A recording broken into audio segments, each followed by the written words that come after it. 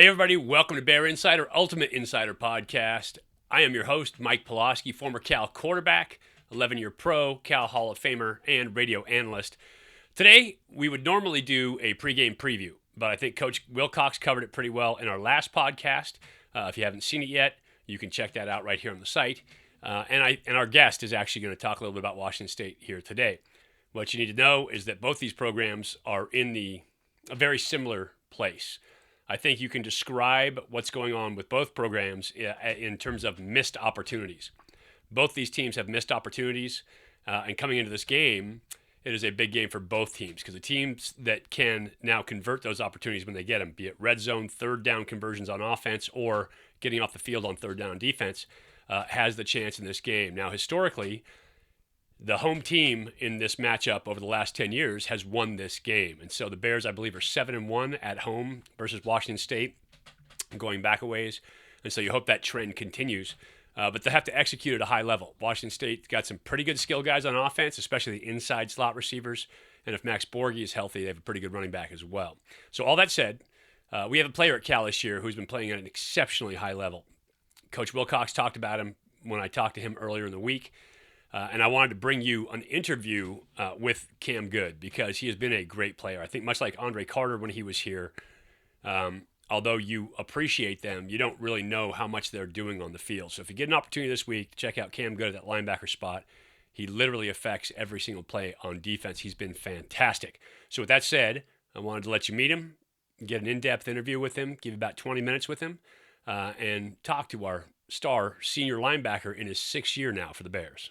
Well, joining me now is probably the most impactful player on Cal's defense so far this season, and a guy who has been a superstar in the making for the last 5 seasons up until now at Cal, Cam Goode. And Cam, welcome to the Ultimate Insider Podcast. Great to have you here. Thank you. Thank you for having me. Tell me this, and I'm always curious about this. I was a California kid growing up. I grew up in Southern California. But how does a kid from just north of Houston, Texas, end up as a Cal Bear? Well, shoot. My first time out in California was my official visit to Cal. So, just coming out here, the scenery, just looking around the Bay Area and all that, it was just exciting to me. And I decided to take a chance to come out here to California for academics and football. And it was Sonny's staff that recruited you, right?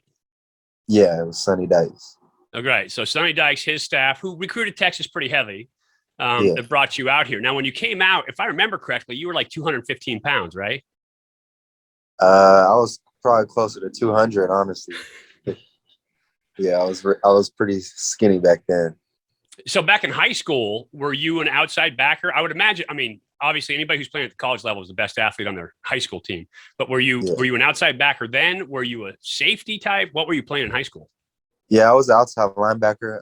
I wasn't really on the line like I am now. I wasn't pass rushing against tackles all the time. I was kind of dropping and in coverage and playing in space mostly.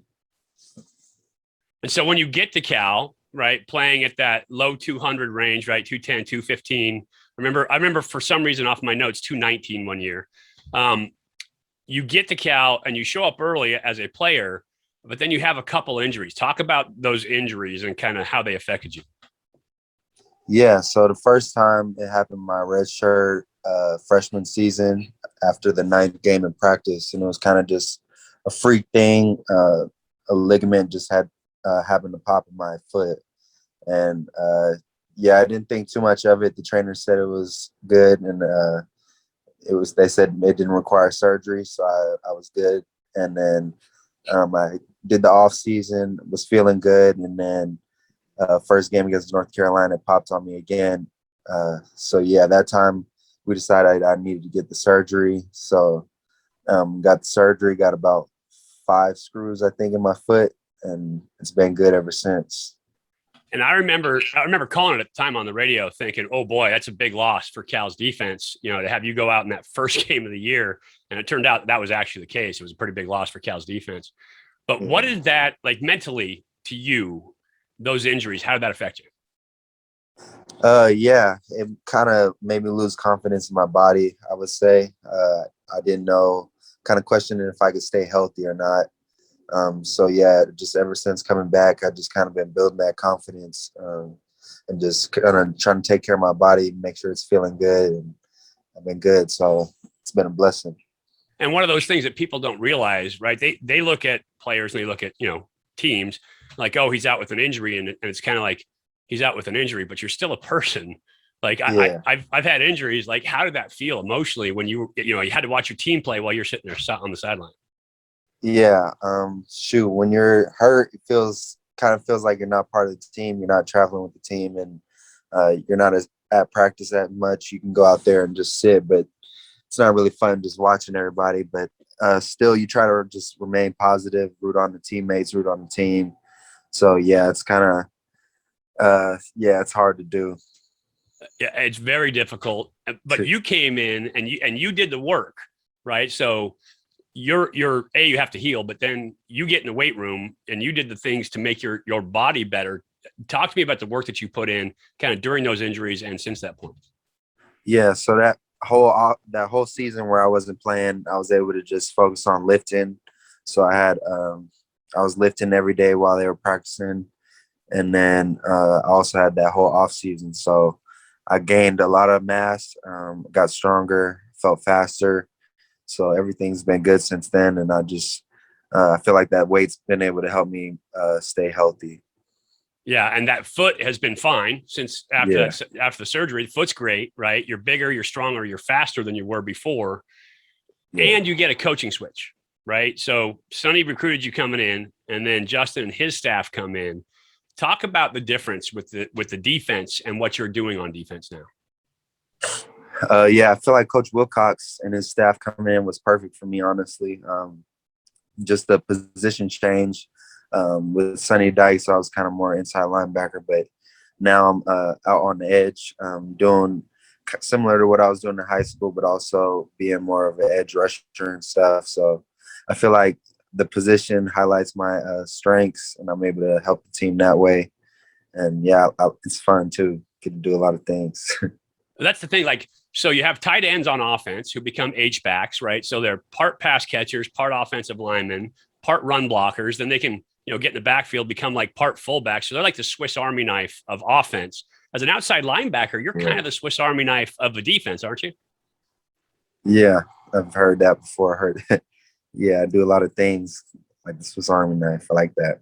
Yeah. So, so you're a pass rusher, right? And you did a great job, by the way, the other night against Jackson Kirkland. I played with his father, Dean, in Tampa in the NFL. But you ended up, here's a guy who's going to be a first round pick. And at one point you give him a speed to a bull and you put him on his butt, and then you come back with a push pull and you beat him and almost get a sack on it. And so I love watching you. I love watching you rush the passer, but then you also have to be, a run defender. And then sometimes you're dropping off into the pass, like you're some kind of strong safety. Talk about which one's your favorite, which one do you like the best, and why?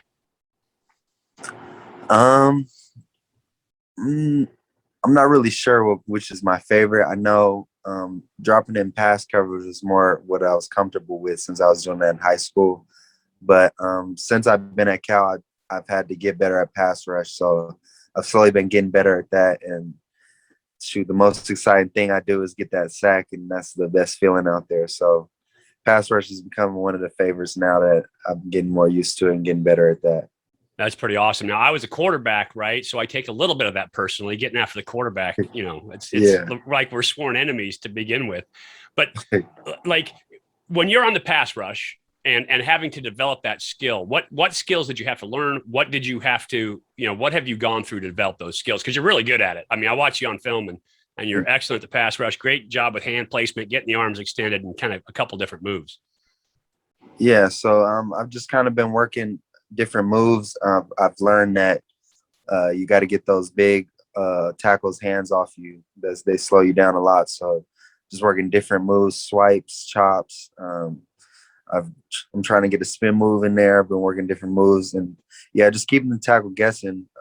Just like when you said I put Kirkland on his butt, I kind of feel like I was just stressing them with speed, and then that just gets them flying back, and then those 300-pound guys become lighter when they're on their heels. So working some power in there too.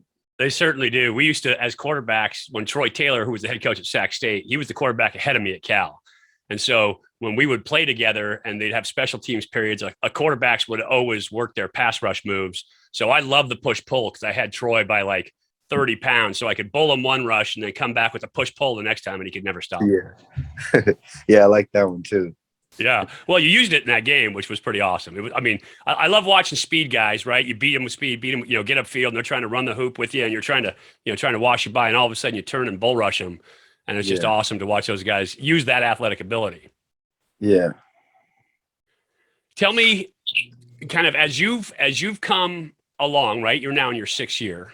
Academically, I know you were a legal studies major, right? Graduated? Yes. Graduated in 2020 fall. Okay. So fall 2020, you graduate. What are you doing now academically? So there's a lot of us older guys in the certificate program. It's a 1 semester thing. You can there's different like subjects. Last semester, a few of us did entrepreneurship, and it was just this program where we basically built startup businesses from the ground up, and we were doing that all semester. And it was cool because it was us football guys, and then a lot of like international students from all over the world. It was kind of hard to like meet up because we had to meet up outside of class. So it was kind of hard with the time differences, but it was a cool experience. And then now there's even more of us in the program this semester, and we're doing business administration. How do you like that? I like it. It's cool. It's different from legal studies, so it's interesting. And I foresee a long NFL career for you, just as a guy who's seen this a lot, right? So I finished at Cal at 92, finished my pro career in 2001, and I've seen a lot of football, right? And you're the perfect body type, perfect style for a guy who's going to play in the league for a long time. So after that, what is your goals in terms of work? What do you look to do? Honestly, I don't have a specific job in mind. I just want to do something where I'm not sitting at a desk all day, something that makes me happy. So, yeah. That's perfect. Athletes don't sit at desks very well. Like we have to be up and moving. We're physical people. Yeah. Have you done much networking with the alums? Have you talked to any alums since you've been at Cal? How much have you been able to interact? Yeah, I've met a few people. I talked to some man named Steven Gomberg who was on the team a while ago. And yeah, I kind of have him as a connection, and I've connected with a few people on the Golden Bear networking site. So that's great. There's a lot of great former students, former athletes, a lot of great people out there, and it's great to network. So if not talking to you, talking to people at home, if you're out there, you see Cam, make sure you stop and talk to him. For a defensive guy, you're really nice, by the way. Thank you. Your defensive guys aren't supposed to be nice, and especially as good a player as you are, I expect a little Evan Weaver out of you, but you're actually a pretty nice guy. Yeah, I can be nice off the field. That's perfect. Step between those white lines and it gets nasty, right? Yeah. So tell me this week, you went through adversity. We talked about your history with the injuries, right? Putting on weight, getting stronger, getting better, finding a way to improve. Now you guys stand at 1-3 by a total of 7 points and 1 overtime. So really close to being the opposite, 4-0, right? Yeah. How do you deal with this adversity with where the team's at right now? Honestly, we just got to keep a hungry mindset, positive mindset. We know how close we are. We know we're a few plays away from winning those games. So we're just looking to get those minor details and just be able to make those little minor plays in those big situations and get those wins because we know how close we are. We know we have a chance to be good. So obviously, as a guy with your talent, your tools, and your reputation, you're a natural leader by position, right? By performance. How do you exert that leadership on the team? Yeah, so I've never been the loud, rowdy guy of the team. So I kind of most of the time I've led by example, just being at the front of the line, doing the right things, handling my business in the classroom as well. But this year in the past maybe 2 years, I've kind of just I kind of bring the young guys up, talk to them maybe one-on-one, maybe not be as loud, but just kind of give them advice, coach them up, do things like that. One of the things that I always try to tell young players, and again, I had an 11-year pro career, is that, you have to bring the energy yourself every day, right? Find a way to bring that energy every day and have the expectations that your teammates are going to play to that level too. And kind of, they have to bring their game up to your level. You've already done it. You've shown them where you're at, and you're bringing that energy every day. They have to bring their energy up to that level. And when you can get a team that does that, it's pretty special. How do you feel your team does with that kind of dynamic? Yeah, I feel like when we're all playing hyped up and ready to go, I feel like that's when we're our best. That was one of our goals this past week against Washington, was to bring that energy, get excited after plays. And because when everybody's doing that, you can actually feel it out there. We're playing better. And I feel like that's what we started to do it against Washington, like second half. We were holding them pretty well. So just being able to get excited, get hyped for your teammates and stuff like that, that really brings the energy up. And and it brings that confidence with it too, right? It's that power of positive thinking. It's not just energy, but it's confidence. It's all those things that come along. It's, know that your teammates got your back. It's everything good about football. Yep, exactly. So this week you've got the Cougs, Washington State, coming into your place. What have you seen on film? What do you think of this team? And defensively, what do you guys have to do? Yeah, so this team, they're not as much as pass as they were. Like, we used to come in thinking it was going to be a passing game with Mike Leach and them. So now they run the ball a little bit more. So we're going to get both of that. I feel like they have some athletes out there, a lot of good receivers, quick receivers. So, yeah, we're just looking to stop both the run and pass and, to shut them down. What kind of test do they present in that regard? Obviously, that run and shoot offense a little different than the air raid. You mentioned Mike Leach. That's his bobblehead right there. So Leach is a buddy of mine, but I got his bobblehead back here in the office. And I used to watch that air raid. I'd be like, well, man, if you could just focus on, getting after the passer and dropping into coverage and trying to, confuse the quarterback long enough to hit him, you were good. But with the run and shoot, it trying to tackle that run, what kind of challenge is that for you as an outside backer who plays in both pieces of that game? So I feel like they disguise the run and pass well. The tackles are, they don't give it away too much in their stance. I haven't seen, they stay in that 2-point stance, and they don't have any tight ends either. So, we're going to have to be prepared for both run and pass, and just know that they can do either one and just shut them both down. And then for you, how do you prep for games? What do you do to get ready to play? Like during the week and then pregame? Yeah, during the week, just watching tendencies that the offense does, picking up things that they would like to do in certain formations, seeing little things that the tackles do, finding ways I can beat them in pass rush. That's what I do throughout the week. And then pre-game, I'll just like listen to music. It doesn't always have to be hype up music. I feel like if it's a late game, I might listen to some calmer music during the day, and then right when it's leading up to game time, get a little bit of hype up music going and bring up the energy. Yeah, I used to have a little Mariah Carey and then a little Boston in my playlist. That was kind of my jam back then. You have to have different flavors for different opportunities. So do you guys do live one-on-ones, offense versus defense, in practice? Yeah, we do. All right. So you versus Will Craig. How does that go? Will Craig is good. He has a good set. He gets back there. I feel like I have to mix it up on him a lot. He's real disciplined. And he moves really well. He's athletic. What about versus Val on the other side? Yeah, Val is good too. He has a good set. I always try to keep mixing it up with them because they know what I'm good at. I know what they're good at. So, yeah, it's always fun going against them. It's good competition. But you beat those guys, right? Oh, yeah. I got to beat them. You ever start any fights on one-on-one? I used to love it as a quarterback. Like, whenever we did one-on-ones, our O-line coach brought some energy, kind of like Coach McClure does. Like, he had some hype to him, right? He was geeked up, and he'd be yelling in one-on-ones. And so you get one fight a week or maybe a fight every 2 weeks, but they'd be pretty good when those big guys start slugging it out. You ever start any fights over there? No, we haven't had any fights in one-on-ones. We had one fight in fall camp. It wasn't us. It wasn't the O-line or D-line, but Coach Wilcox had us running, so we haven't had a fight since then. Yeah, running will shut down the fights, won't it? Yeah, haven't done that in a while.